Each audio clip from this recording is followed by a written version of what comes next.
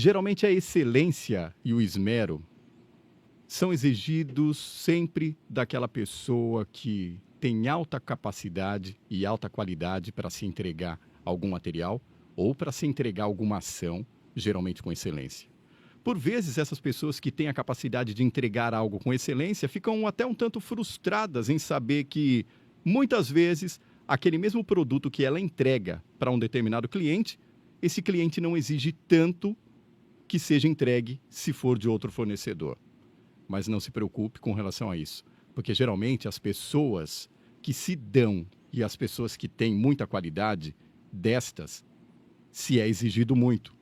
E das outras pessoas que não têm tanta capacidade, não é exigido nada ou, muitas vezes, quase pouco. Então, se você faz parte da primeira categoria, não esquenta a cabeça.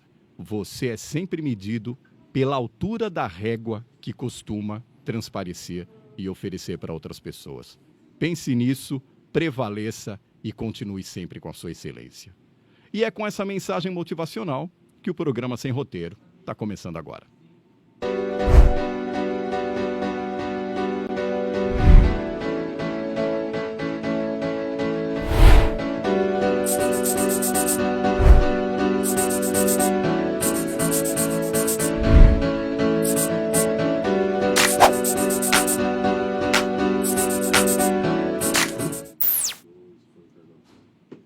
Há muito tempo existia uma musiquinha que dizia: quem tem medo do lobo mau, do lobo mau, do lobo mau. Só que dessa vez a gente vai fazer uma pergunta bem básica. Quem tem medo do leão? E para conversar com a gente, eu estou aqui com o Erenaldo Barbosa, ele que é formado em Finanças e Controladoria, é contador e sócio proprietário da Lions Contabilidade.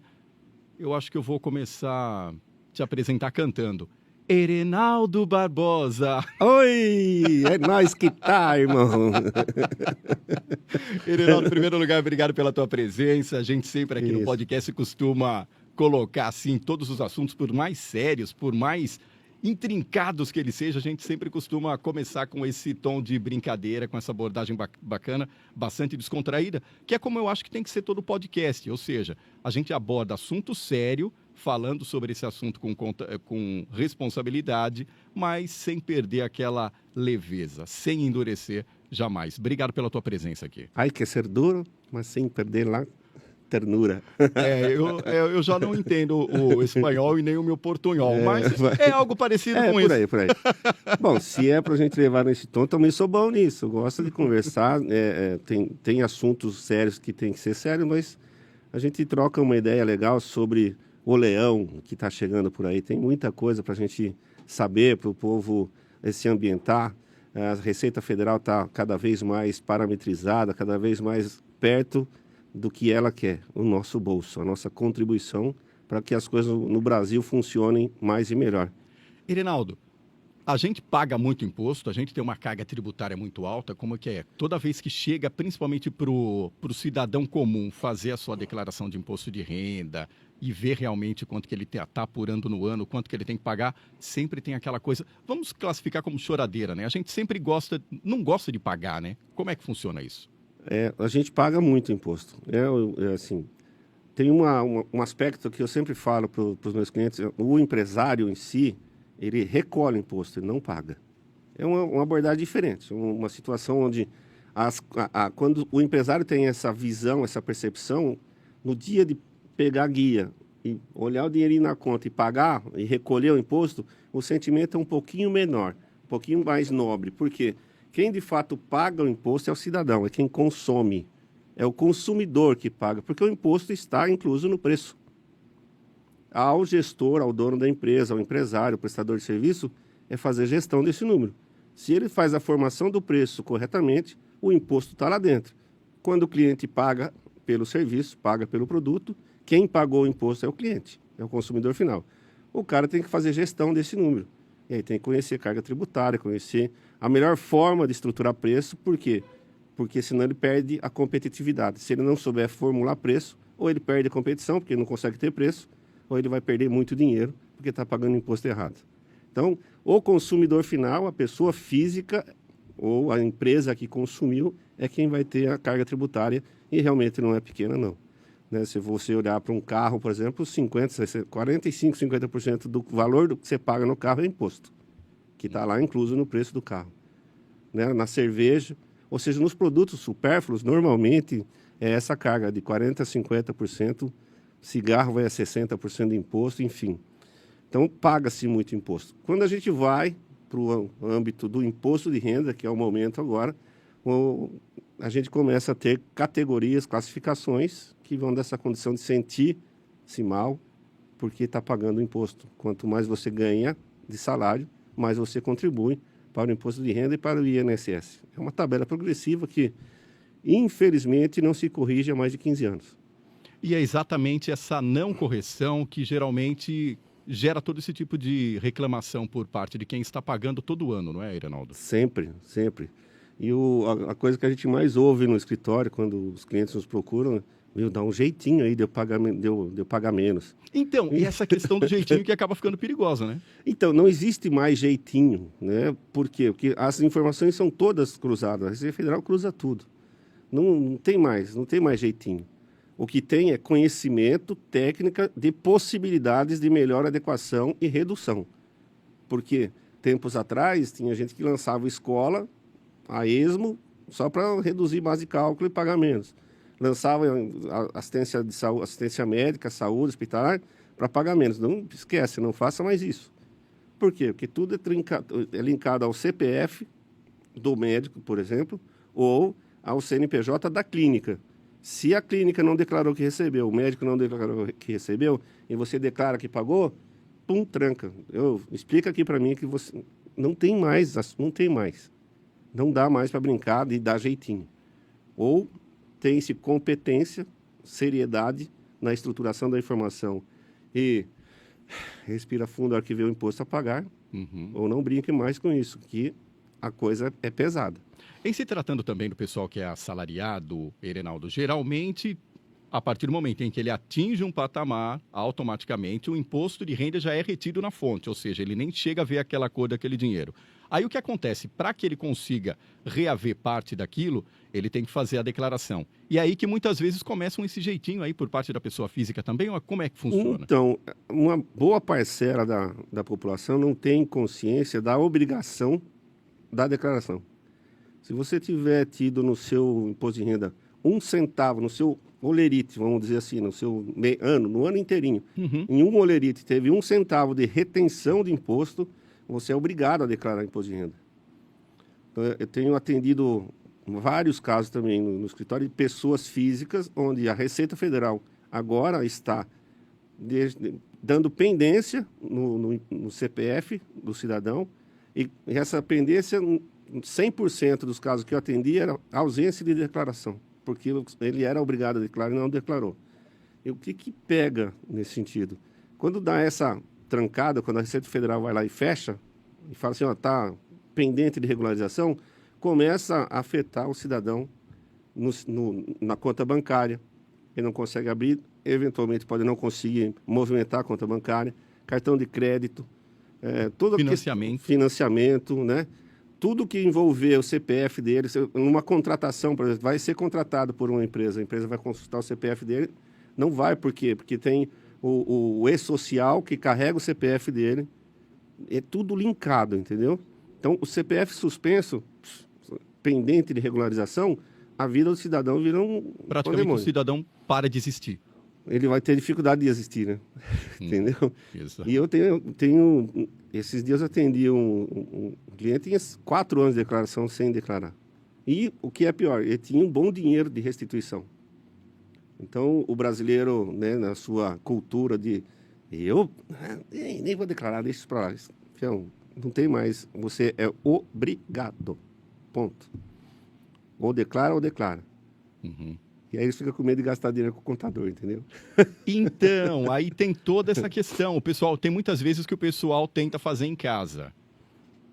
É um serviço que é adequado a pessoa geralmente que tem algum conhecimento, até que consegue fazer. Mas a maior parte das pessoas ainda não tem toda essa proficiência, não tem toda essa expertise para assumir uma tarefa dessa.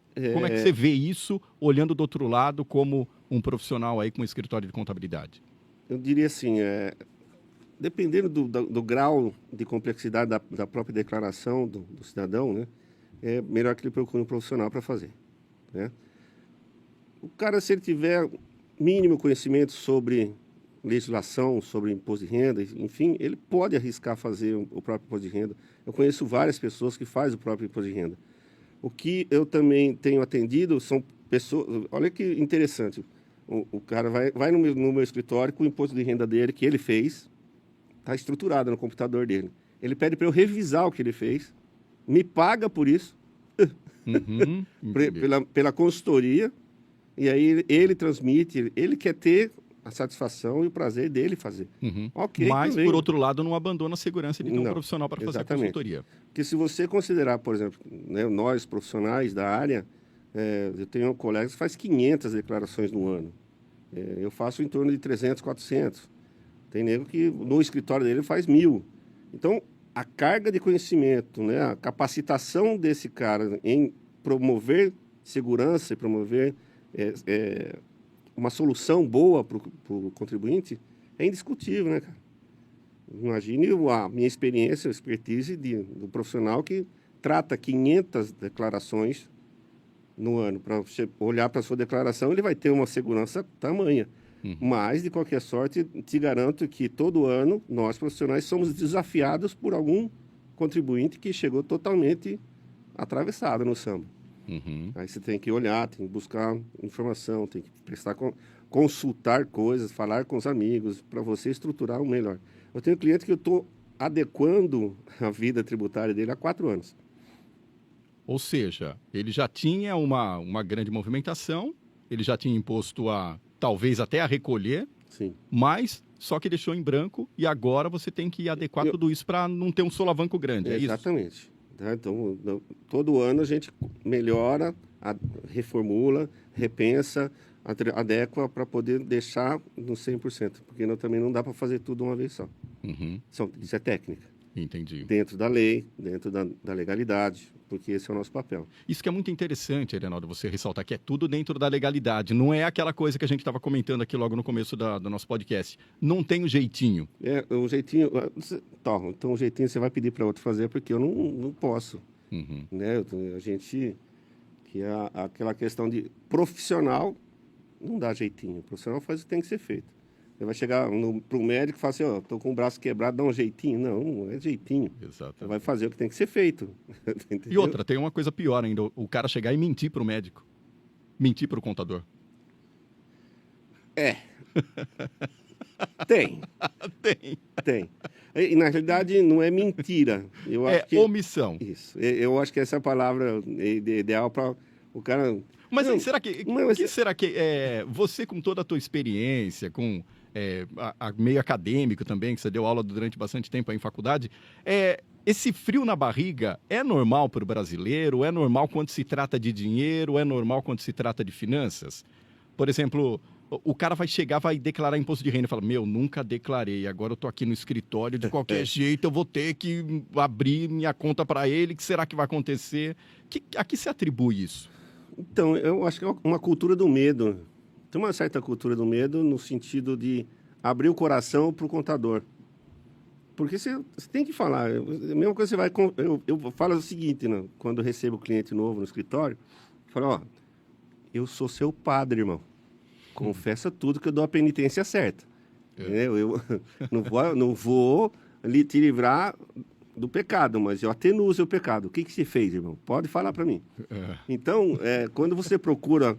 Você tem um problema e vai procurar um profissional, cara, conta para ele. Pode falar.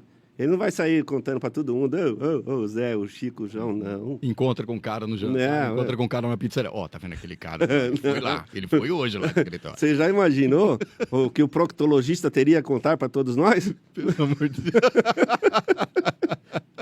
e outros profissionais da área da saúde, enfim, né? Sim. Então, é igual o advogado, você tem que sentar na frente do advogado. Aliás, né, eu tenho muitos amigos advogados e uma coisa que eu sempre falei durante as minhas aulas, quando eu ministrava aula, que sinto saudade, viu? Sinto saudade.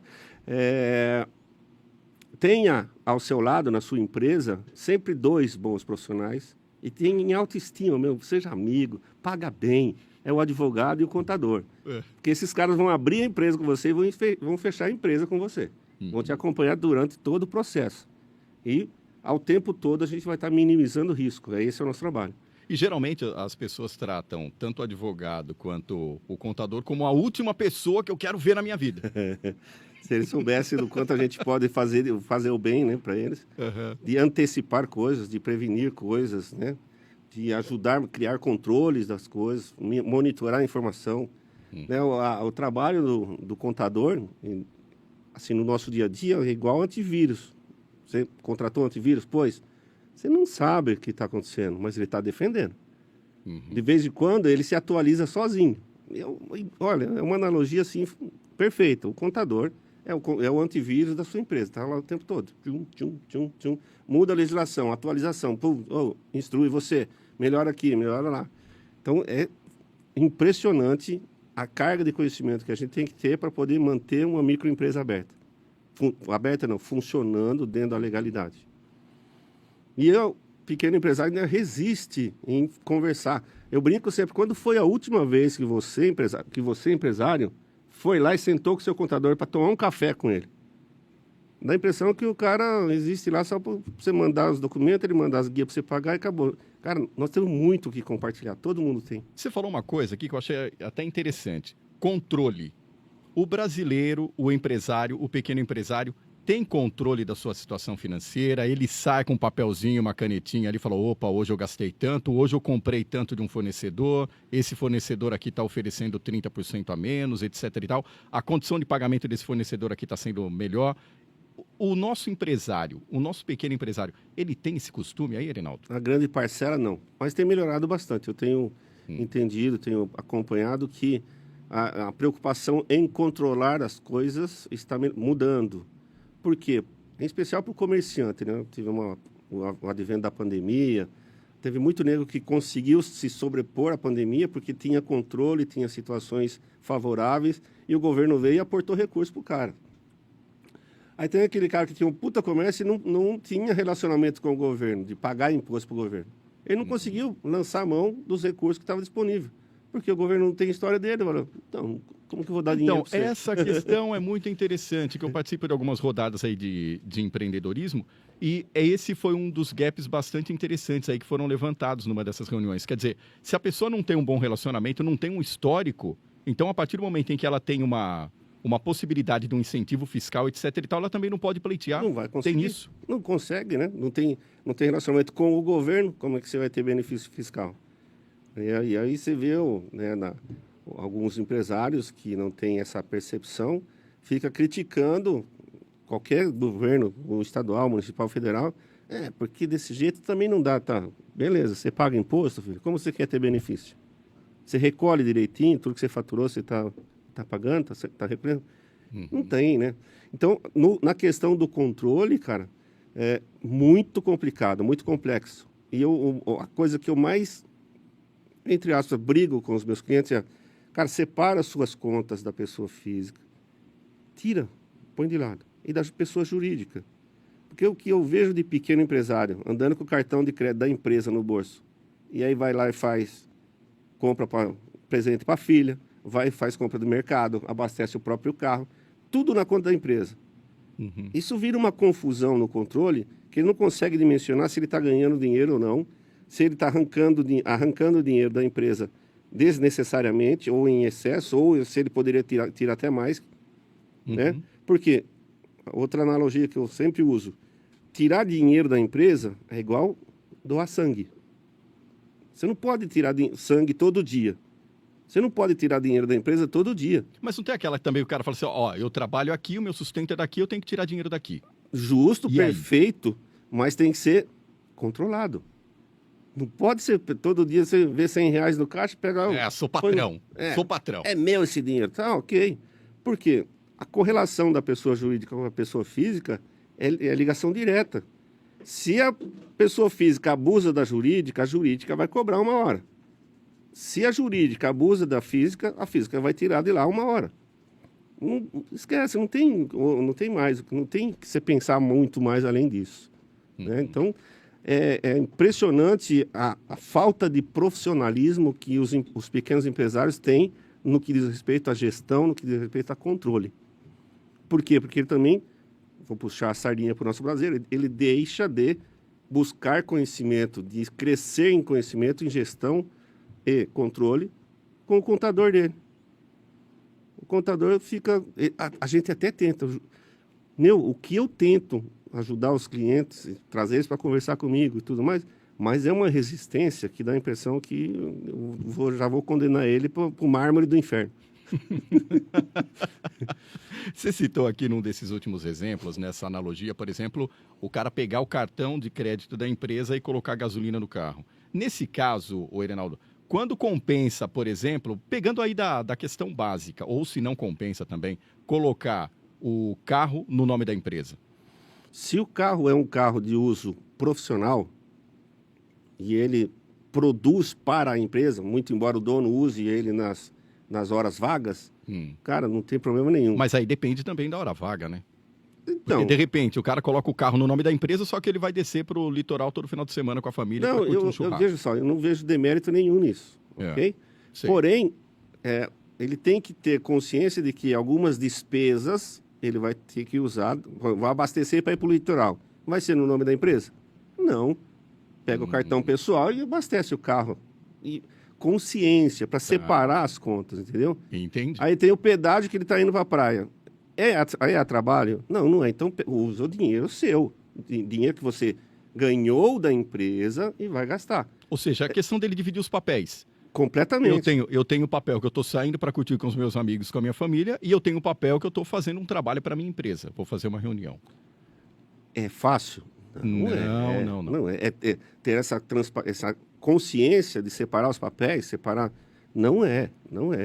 Entendeu? Mas é o melhor dos mundos. Por quê? Quando você tem a conta bancária da empresa, você começa a olhar lá, ok, você vai precisar de R$1.000 hoje, você na pessoa física. Você pega R$1.000 da empresa, transfere para sua conta pessoa física e gasta. Porque se você gastar aqui, todo mundo vai saber no que você está gastando. E todo mundo mesmo. Na empresa. Legal. E aí você começa a não entender quanto é que de fato você está gastando para você, quanto você está sangrando, ou seja, quantas vezes você tirou sangue da empresa para você. Né? Fisicamente, você pode doar sangue cada 6 meses. Então, você tem que estabelecer um salário para você enquanto dono, que é o famoso Prolabore, ok? Salário mensal, um salário que você vai contribuir com o seu INSS, que vai contribuir com o seu tempo para aposentadoria, porque você vai envelhecer, não tem para ninguém. E a retirada de lucro que a empresa gerou, né? A partir desse momento, ok, tirei o Prolabore, R$2.000, pum, vai 2.000, não dá para eu viver, não consigo, tá ok. Nada impede que você vá lá e pegue mais recurso. Mas esse recurso tem que sair de lá como retirada de lucro. Todo mês você vai olhar na empresa e fala assim, caramba, saquei 10 pila da minha empresa esse mês e tem fornecedor atrasado? É justo? Tem nego que fala assim, não, primeiro eu, depois... Cara, mas o fornecedor te entregou o material, o seu funcionário te entregou o material, o governo quer a parte dele também. Aí você fica gastando dinheiro na pessoa física e a jurídica definhando, passando mal. Né? Tirou mais sangue do que podia. Ela vai adoecer. E vai chegar uma hora, ela vai para o hospital, depois vai entrar em coma, aí você não dá conta mais. Então, cara, controlar as coisas, fazer gestão, ter relacionamento pleno e total com o seu contador é o melhor dos mundos para você ter um negócio que vá para frente. Isso a gente tratando também na questão do pequeno empresário, etc e tal. Mas a gente sabe também, Erenaldo, que o brasileiro tem uma característica bastante empreendedora. Ele vai lá, ainda mais agora com essa questão da cultura maker, o cara fala, não, eu vou ter que aprender a fazer fazendo. E aí a gente vê uma grande abertura aí, não só em questão municipal, mas também estadual, federal, digamos assim, a grande abertura de MEIs. os empreendedores individuais. Como é que está a situação financeira geral desse pessoal? Porque geralmente o pessoal que é MEI, ele é pequeno, então ele trata a conta da empresa como se fosse a dele como se fosse a da empresa, e acaba colocando todo mundo nessa salada aí que a gente acabou de falar que não produz. É um complicômetro, né? Porque também o jeitinho brasileiro, eu tenho, nos últimos 4 meses, eu tenho 5 casos de MEI que o Estado travou. O Estado de São Paulo travou e a Receita Federal também travou. E travou o cara no seguinte, travou o cara no seguinte sentido: ó, eu sei o que você está fazendo. Logo, você não é mais MEI. E você não é mais MEI desde janeiro de 2021. Favor adequar tudo e pagar e da minha parte. E como que detecta isso? Pô, o microempresário individual, todo do espertão, sabe que só pode emitir R$ 6.750 de faturamento por mês. Mas ele tem um baita de um negócio, é promissor, ele compra 40 mil por mês, compra 50 mil por mês. E de nota fiscal. Onde vai a nota fiscal? No colo do governo. O governo fala assim, movimentação, MEI. Como uma MEI que fatura 6.750 está comprando 50 mil por mês? E aí, né? E aí tem outro aspecto. Ele, todo espertão, vai lá, abre conta bancária, no nome da MEI, e movimentação financeira. Cara, se entregou tudo. Aí, qual é a grande dor desse cara? Ele tem que apontar todas as notas que ele comprou para o contador. Ele tem que apontar todo o financeiro dele para o contador, para que a gente faça as devidas apurações e fale para ele, olha, em janeiro de 2021 você está devendo 2 mil de imposto, agora tem multa de 20% porque você não pagou o imposto lá, e correção monetária até hoje para você pagar. E, não obstante tudo isso, ele tem que pagar o contador, que vai fazer o trabalho que deveria ter sido feito mês a mês. Então, ser MEI é ser pequeno. Mas não te exime das responsabilidades de um grande. Absolutamente. Se você quer ser MEI para dar olé, dançou, neném. Você vai tomar peia. Mas não... E sabe uma outra coisa que a turma não entende, Carlinhos, e não tem consciência? Eu acho que esse aqui é um baita canal para a gente contar e eu vou acabar moendo essa... Vamos. O Estado tem a prerrogativa de voltar na vida do contribuinte 5 anos para trás. Era isso que eu ia falar na próxima pergunta. Você quer perguntar?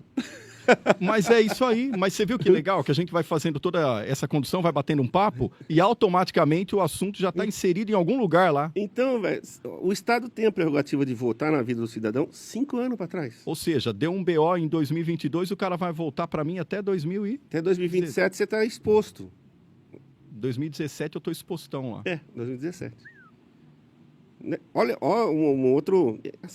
uma outra coisa que aconteceu recentemente. Eu, eventualmente, entro no meu CPF da Receita Federal para ver se está tudo bem comigo lá, assim, né? Se a Receita não está querendo brigar comigo. Vai que é na casa de Ferreira Espeto de Pau. Eita!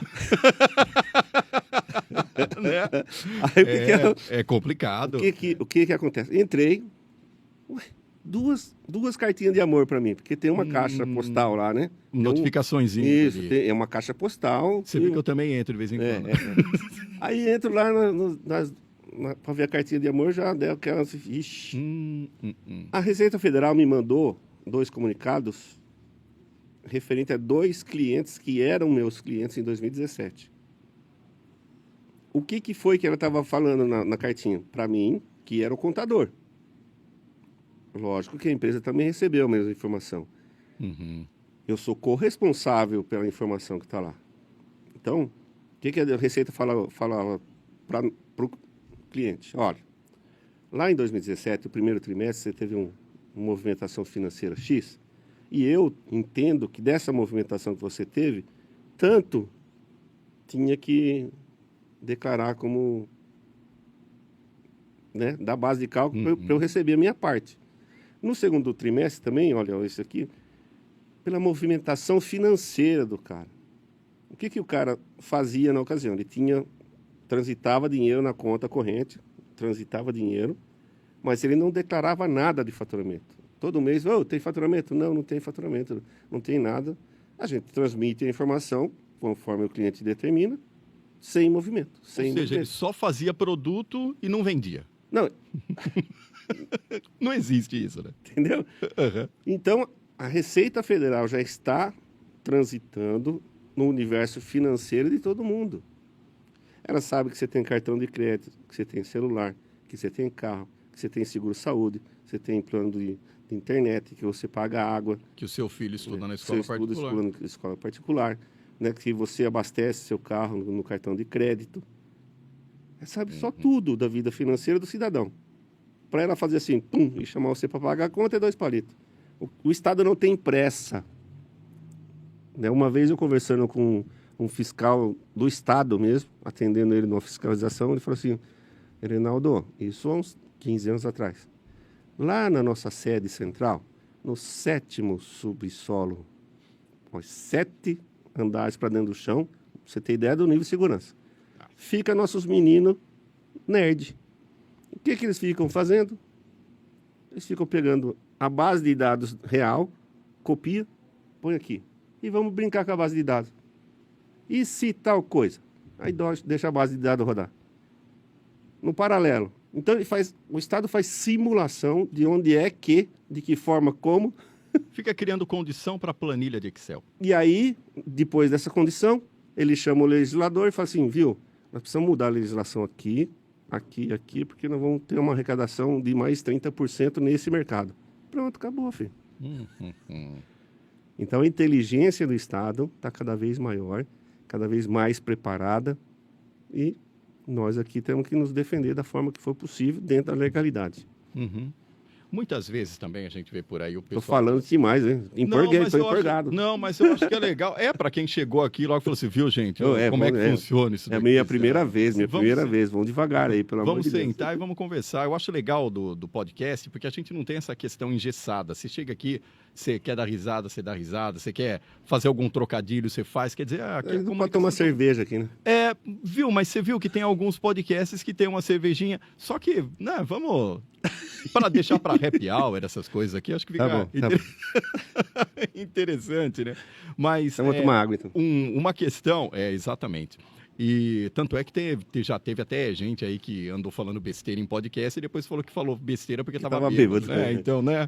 Aí tem aquela coisa, né? O que você falou bêbado é o que você pensou sóbrio. Né? Então, tem um ex-chefe meu e um grande amigo hoje que fala, no vinho há a verdade. Exatamente. Então, aquilo que você falou bêbado, velho, é a verdade que você tem dentro de você. Exatamente. Até tem uma frase em latim, in vino veritas. Exatamente. Exatamente. Ele normalmente usa a frase em latim. Eu que não abusei do nosso momento. Você abusou do espanhol, agora eu abusei do latim. Mas vá. Em questão também, Reinaldo, a gente falando de pessoa física, tem gente que fala assim, não... Nota fiscal paulista. Eu não vou pedir a minha nota fiscal paulista, porque senão o governo começa a me rastrear. Tanto faz, né? Você já está sendo rastreado faz tempo. O governo, mesmo porque quando você se beneficia da nota fiscal paulista, lá dentro do sistema tem uma área onde você pega o informe de rendimento da nota fiscal paulista e você tem que declarar o imposto de renda.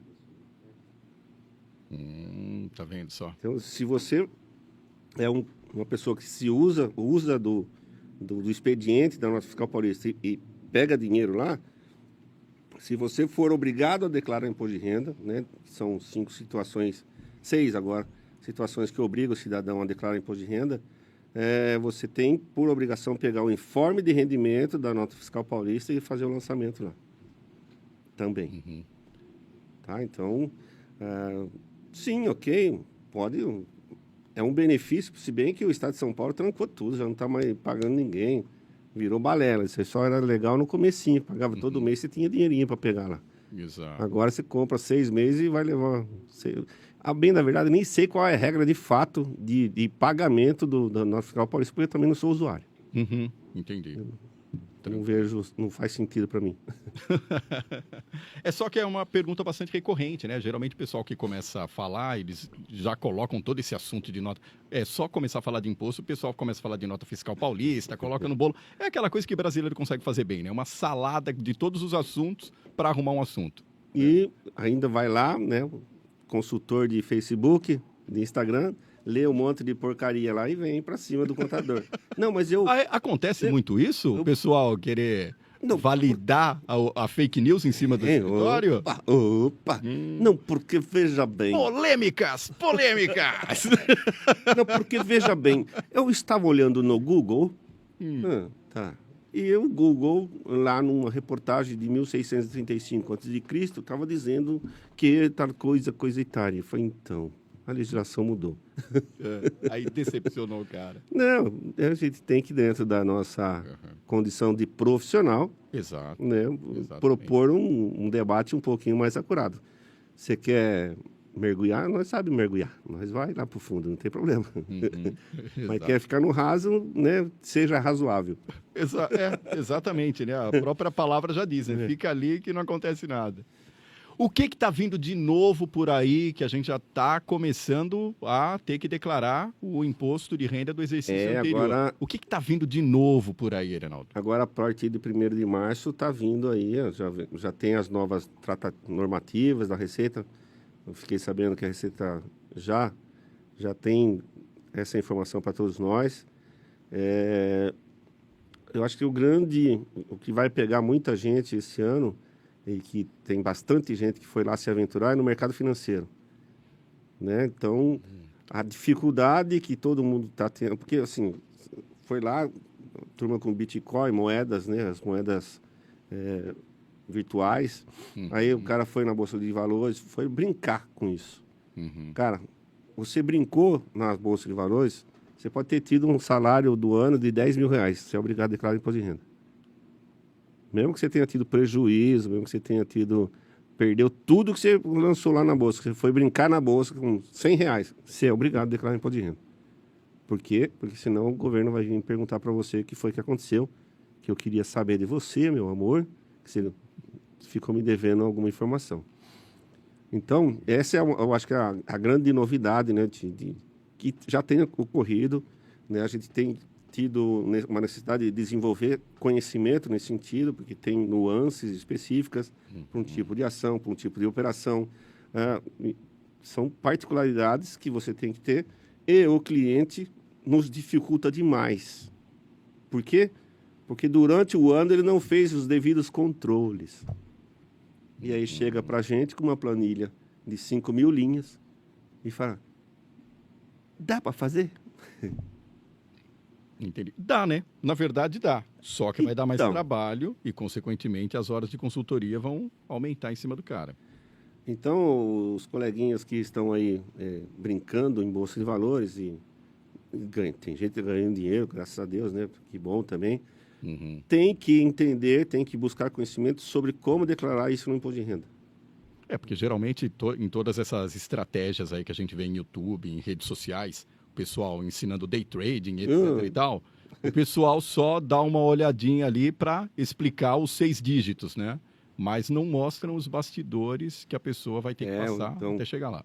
Então, existem aplicativos especialistas nisso, que já dá tudo as continhas. Gente, contrata, senão você vai matar o contador. Ou vai ter que pagar muito caro para o contador.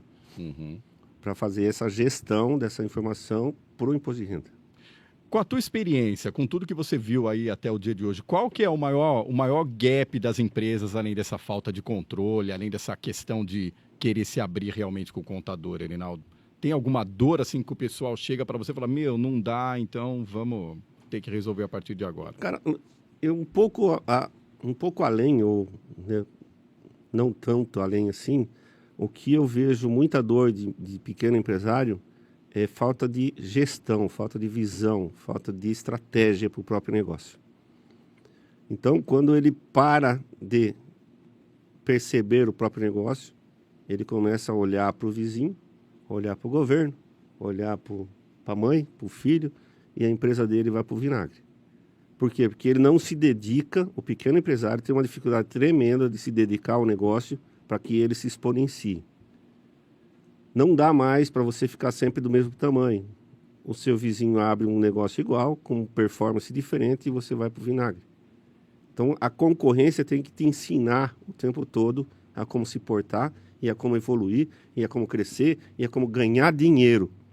Porque se você é empresário e você não gosta de ganhar dinheiro, vai trabalhar para os outros, vai trabalhar de empregado. Então, sentar na direção de uma empresa e falar assim,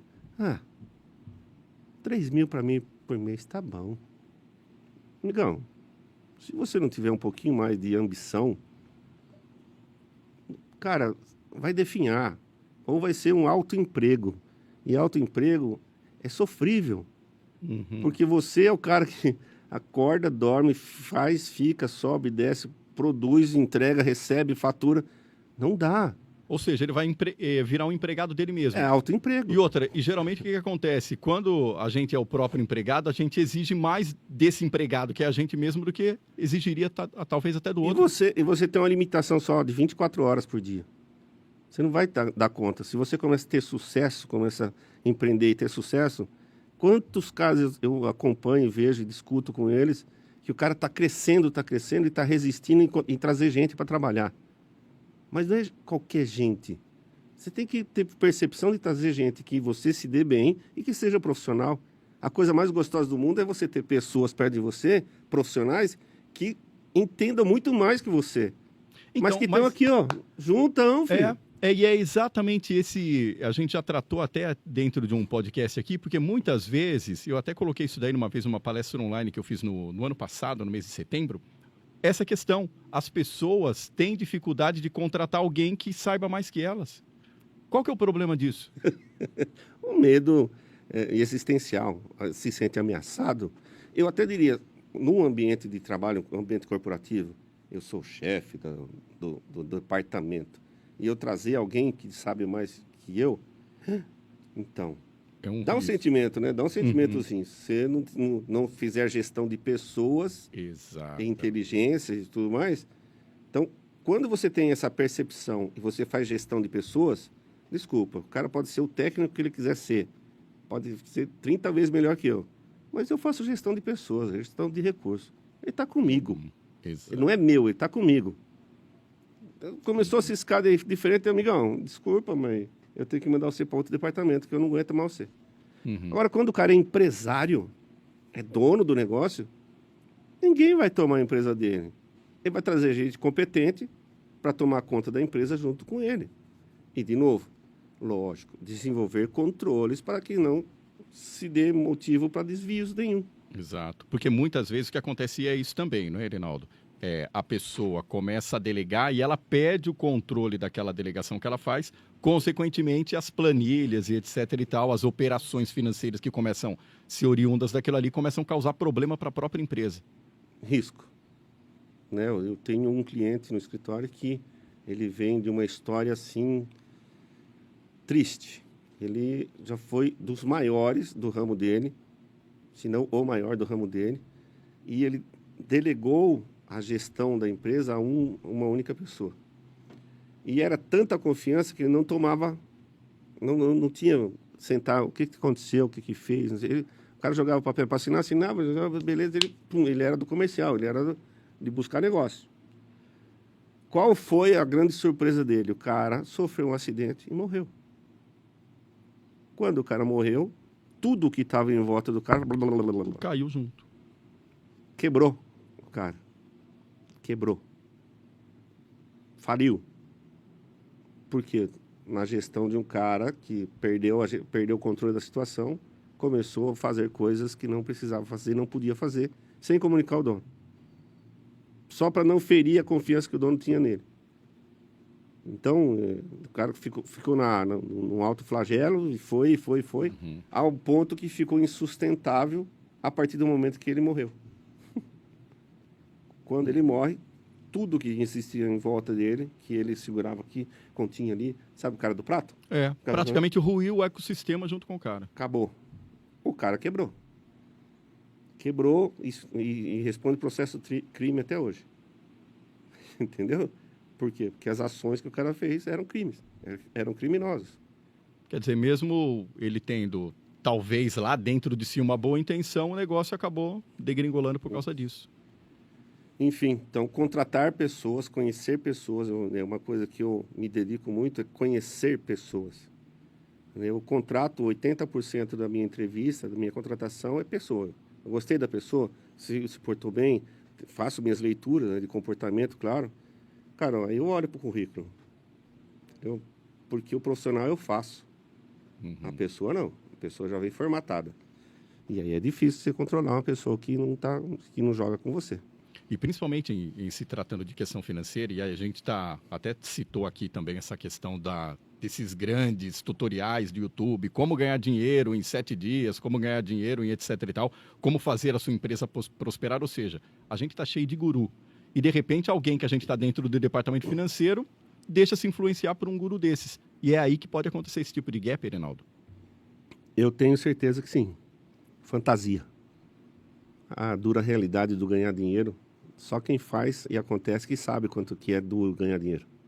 Quanto é difícil você estruturar uma empresa, manter um cliente, prestar um bom serviço, prestar uma boa assistência, entregar um bom produto. Só quem vive sabe. Porque fora isso, é só guru. Se você for olhar para o guru, vai ver se ele tem tudo isso que ele prega. Uma boa parcela deles não tem. É, uma coisa que eu costumo dizer também, né? Quer dizer, a pessoa muitas vezes, até nessa questão de empreendedorismo, a pessoa se aposenta numa empresa, de uma petrolífera lá, depois de 30, 40 anos trabalhando lá dentro, aí a pessoa simplesmente se aposenta com um salário muito bacana e aí vai ensinar as pessoas a empreenderem e abrir empresa e correr atrás do sonho delas. Então... Como é que funciona isso? Conversa com quem está fazendo de verdade, né? Essas aulinhas de... Desculpa, a mim também não cabe, não compete criticar ou julgar nada nem ninguém. Mas eu posso dizer que sentar na cadeira de gestor, de empreendedor e fazer acontecer, aí é o samba do crioulo doido. Muitas vezes, olhando do lado, eu gostei dessa figura que você colocou da cadeirinha. A gente olha de um lado e fala assim, nossa, mas se eu estivesse sentado ali... Cara, olha só a empresa do cara para onde está indo. Eu coloco dentro do cartesiano X e Y lá e eu faço o negócio andar. A hora que você senta na cadeirinha, você vê que mudou todo o teu prisma ali, mudou todo o teu panorama. Muda tudo. E aí? Muda tudo. Então não dá, né? Eu sou piloto. Eu sento aí e dirijo esse carro. Tem carro que você senta e você não dá nem partida, filho. De tão piloto que você é. Exatamente. Né? A hora que acende o painel, você não sabe em qual luzinha você olha. E tem uma outra analogia. Você pode ter o pilotão. Piloto mesmo, de Fórmula 1, não sei o quê. Põe ele numa Kombi velha para andar, ele não dirige, velho. Não dirige a Kombi velha. Por quê? A alavanca da Kombi assim, ele não acha marcha. Para frear tem que bombear. O freio de mão também não tem. A direção não tem folga, tem férias. É. Então também tem, né? Cada profissional tem que estar na sua máquina. Ou, se a máquina é mais do que você, treine para poder conduzi-la. Exatamente. Reinaldo, uma coisa que acontece também dentro de curso de comunicação, acontece também dentro da área de falar em público, é toda essa questão de aplicativos miraculosos que vão fazer a solução da sua empresa num clique. Basta você jogar 3 dados ali, dar um processar e o negócio já sai tudo prontinho do outro lado. E a gente vê também aí que tem muitos programas de contabilidade dando essa contemplação aí para o cliente. Como é que você vê essa questão de tecnologia? A gente sabe também, é bem interessante a gente falar isso aqui, porque nós nunca somos contra a tecnologia. Até todo esse ecossistema aqui que você está tendo a oportunidade de acompanhar com a gente no podcast, antes a estrutura disso aqui tinha que ser gigantesca, a gente tinha que praticamente trabalhar durante 15 dias para fazer um programa de 15 minutos acontecer. Hoje em dia, com toda a expertise de tecnologia, a gente sabe que dá para fazer muita coisa em pouco tempo, primando sempre pela produtividade. Mas, em algumas questões, né, Reinaldo, a gente percebe que tem alguns aplicativos que até prometem muita coisa e atrapalham o trabalho de um profissional, né? Como é que você vê o advento de todas essas tecnologias que muitas vezes prometem milagres, mas que muitas vezes podem enganar o próprio cliente? Eu tenho uma crítica construtiva a nós contadores. Nós, contadores, temos uma dificuldade tremenda de vender o nosso produto, de deixar para o nosso cliente a segurança que a gente promove para ele. Primeiro aspecto, o contador é responsável, junto com o proprietário, 5 anos. Da mesma forma que o Estado volta 5 anos, o contador é responsável 5 anos. Para frente? Para frente. Não, assim, tudo que eu faço hoje na empresa, tudo que o meu escritório faz para a empresa hoje, Eu tenho que segurar o BO se der 5 anos para frente. Então, quando você paga honorário para o contador, você não está pagando honorário porque ele fez. É para te promover segurança tributária, segurança financeira, segurança na estrutura da informação e a estruturação do seu capital. Porque tudo que eu atuar na sua empresa, te direcionar, te apurar, dá para você pagar, durante 5 anos eu tenho que garantir. Então, eu tenho que estar firme, forte e rígido hoje, daqui 5 anos, das coisas que eu fiz para a sua empresa hoje. Então, quem que é louco de contratar uma contabilidade de R$90 por mês? É louco. Por quê? Como que se garante uma operação com R$90 por mês? É lógico, a tecnologia nos proporcionou muito, tem um ganho tremendo. É o mais por menos, etc. e tal, ganha em escalabilidade, etc. e tal. Então, o que eu não tenha promovido é todo esse ganho para a minha estrutura. E outros colegas também já fizeram, e tem gente muito mais avançada que a gente. Mas leiloar, rifar e até aviltar a própria profissão, é uma responsabilidade tremenda. É legislação que a gente tem que ler, é tecnologia, é espaço físico, cara, um monte de coisa. E, por vezes, o pequeno empresário não consegue enxergar isso e vai para o mais barato. O mais barato não te garante, queridão. Se der BO, você vai pagar a conta sozinho. Se der BO num grandão, num estruturadão, você vai chamar ele na chincha e não, tamo junto, tá aqui, a minha parte eu seguro, faço, eu refaço. Se tem que pagar alguma coisa, eu também pago. Né? Não, não é exemplo de nada, é realidade. Esse mês nós detectamos algumas situações de empresas em 2017, já as corrigimos, o cliente nem sabe disso. E estamos pagando a conta por isso. Porque tem multa, tem um monte de coisa que vai acontecer e o cliente não sabe disso. Por quê? Porque eu sou responsável técnico pela empresa. E eu tenho que ter bala na agulha, cascaio, porva, para poder honrar esse compromisso. Entendeu? Então, contratar um contador, se você tem uma empresa pequena, média, grande, o contador tem que ser o cara. Por quê? Porque ele tem que garantir o serviço para você por 5 anos. Então, você não paga honorário. 30% do honorário é para fazer, 70% é para eu garantir. Consciência de cada um. Eu tenho meu valor. Não me venda por qualquer coisa. Isso que é interessante também. E como que você vê o mercado da contabilidade daqui para frente? A gente sempre costuma falar de perspectivas, de expectativas. Como é que está essa nova molecada que está chegando agora no mercado? O pessoal está com essa consciência de atribuir valor ao que faz? Como é que está o negócio? Eu tenho mais uma crítica. Os bancos escolares, né, a faculdade de contabilidade, não forma contador. Não forma. Polêmica! Polêmica, não forma. Cara, eu fui professor durante 8 anos, mas não necessariamente para turmas de contábeis. Fui professor. Acontece que todo o material didático que a gente trabalha na faculdade, na matéria de contabilidade, é o mesmo desde 1600 a.C. Cara, e empreendedorismo, e legislação, e substituição tributária. Os coitadinhos estão saindo da faculdade, tudo uns franguinhos, frangotinhos. Você tem que pegar o cara, traz para dentro do escritório. Olha, filho, sabe aquilo que você viu?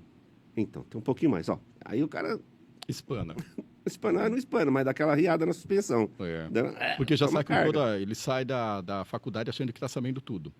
Mas isso aí, viu, Erinaldo, eu creio que não seja só da parte, com todo mundo que a gente conversa, assim, em questão de profissional, a gente percebe que em todas as áreas, infelizmente, assim, as nossas instituições de ensino estão deixando algum tipo de gap aí dentro na hora do fazer mesmo. Quer dizer, porque lá dentro do banco acadêmico, é tudo sonho, é tudo legal, tudo vai acontecer, parece que é tudo um toque de mágica, mas aí a hora que você solta o carinha com um currículo na calçada para ele bater na primeira agência, bater na primeira porta e procurar emprego, ele já começa a perceber ali que o negócio está um buraco muito mais embaixo. Eu diria até, à medida em que você for para uma faculdade, escolher um ramo de atividade, uma profissão, já vai trabalhar nisso. Não começa as 90 horas de estágio. Primeiro ano de faculdade, já vai para um escritório de contabilidade, vai para uma empresa trabalhando na contabilidade. procure oportunidade na área, já comece a fazer estágio mesmo que não possa, que não precise, sei lá. Mas começa a perceber a prática paralelo à teoria. Porque se isso demete, não é? Se isso demete, velho, você vai ser um baita de um profissional. Mas se não der, filho, já abandona a faculdade ali mesmo. Vai procurar outra coisa para fazer. Entendeu? E falando da profissão, né, agora o mercado de contabilidade, minha percepção de que os escritórios estão se remodelando, estão se atualizando tecnologicamente. Existem grandes players aí de mercado com disposição de software, né? E o papel do contador será cada vez mais consultivo, prestar consultoria ao cliente. Porque a robotização, a automatização dos processos tira muito da operação do contador em si. É quase, tem robozinho lá que é uma delícia você ver o cara trabalhar. Se você fosse operar modos de 10 anos atrás, meu escritório deveria ter uns 30 funcionários. Eu tenho 10. Por quê? Porque tem tecnologia envolvida. Porque tem gente de tecnologia olhando para o mercado da contabilidade e proporcionando ferramentas para o contador ser mais feliz. Com isso, você ganha escala, e aí o que acontece com o mercado? Achatamento de preço. Então, é uma curva certinha. Uhum. Os escritórios terão que ter cada vez mais condição de trazer clientes para processar isso mecanicamente e prestar consultoria para eles de uma outra forma. Sendo consultor do cara, sendo parceiro dele, apoiando ele na tomada de decisão de se vai investir, se não vai investir, qual o retorno de investimento dele. Um pouquinho além do que é o papel do contador das antigas, aquele cara que usava, que era só escriturar, apurar imposto e paga o imposto. Uma pergunta que eu não posso deixar de terminar esse podcast sem fazer. Posso não responder? Olha, aqui nós trabalhamos com liberdade de expressão ou liberdade de não expressão, de não se expressar. Tá bom, então. Vamos lá. Tem empresa que está pagando mais do que deve? Sempre. Sempre. Sempre vai ter. Por quê? Porque não para. Primeiro aspecto, e até foi interessante, né? Primeiro aspecto, não houve o próprio contador. Eu tenho situações de empresas que eu estou dizendo para o cara faz 1 ano e meio, cara, disponibiliza o seu cadastro de produto para mim. Manda para mim que eu vou revisar o cadastro de produto. Nós vamos reclassificar algumas situações onde certamente a sua carga tributária vai diminuir. Eu não sei qual é o medo do cara, ele não manda o banco de dados para mim. Eu não posso dar tiro nele. Então, todo mês, eu sei que eu estou apurando os impostos dele e poderia ser menor. Porque ele resiste à gostosura de entregar o banco de dados. O que eu vou fazer com o banco de dados do cara? Só. Cara, eu falei para ele, fala para o seu cara de ITI mandar para mim só a parte tributária do cadastro do item. Não precisa saber valor, preço, nada. Só o tributário. Que aí tem uma coluninha aí, essa coluninha aqui. A gente pega o item, cruza, fala, esse aqui está errado, muda. Esse aqui está certo, muda, né? Cara, isso aí vai dar uma impactada gigantesca na vida do cara. Então, isso eu estou falando dos meus próprios clientes. Mas existem N mecanismos tributários de revisão de processo, revisão de recolhimento. E aí o mercado está permeado de excelentes empresas para fazer esse tipo de revisão. Mas tem que gastar para isso, tem que ter tino para isso, tem que ter gente junta para isso. Senão, o resultado dele vai ser sempre pautado numa coisa que poderia ser melhor. Se está bom para ele também, o governo está feliz, está recebendo mais. Última pergunta. Você gostou da experiência de ter participado de um podcast? Quando que é a próxima? Pessoas, esse foi Reinaldo Barbosa e a gente bateu um papo aqui sobre imposto de renda e explicar para você. Você viu só que legal? Que é legal conversar sobre imposto de renda também, sobre o quanto você ganha, o quanto você gasta. É esse tipo de assunto que a gente sempre coloca aqui de uma forma leve dentro do programa Sem Roteiro, que é um espaço também que você pode investir. É só entrar em contato com a gente, 97147-2187, nos acompanhar também lá nas redes sociais, @Carlos Cunha Comunica, ou então no Sem Roteiro. A gente sempre vai ter uma solução em comunicação para você e principalmente um convite aqui, ó. Inscreva-se no Ocast, ativa o sininho que com certeza, quando aparecer coisa nova por aqui, você vai ser notificado. E com certeza, em se tratando do Sem Roteiro, você vai ser cada vez mais bem informado. Herê, obrigado pela tua participação aqui no nosso programa. Eu que agradeço, Carlinhos, sucesso por mais essa empreitada sua. Fiquei muito feliz pelo convite, tá? E já fiquei feliz quando você me falou que isso ia acontecer. E estamos aqui. Quando você precisar bater papo, tamo junto. É isso aí, produção. Obrigado. Sem Roteiro, do jeito que você precisa ouvir e ver. É isso.